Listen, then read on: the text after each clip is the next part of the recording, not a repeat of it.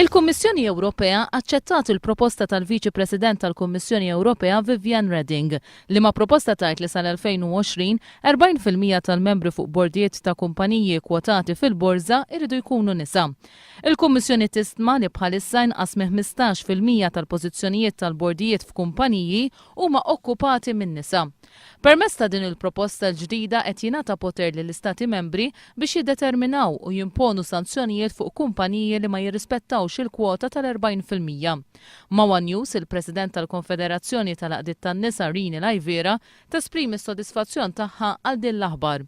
Aħbar tajba ħafna, speċjalment għalina li aħna għadna lura ħafna f'dan il-pajjiż biex ikollna n-nisa f'dan il-postijiet, ħalli n-nisa li huma kapaċi il-pajjiż jagħmel użu mit-talenti, l-kapaċitajiet u l-kwalifiki tagħhom. Il-Gvern Malti huwa kontra l-proposta tal-kwoti fil-bortijiet, tant li kienet jagħti appoġġ lill-Ingilterra li ridet waqqaf din il-proposta.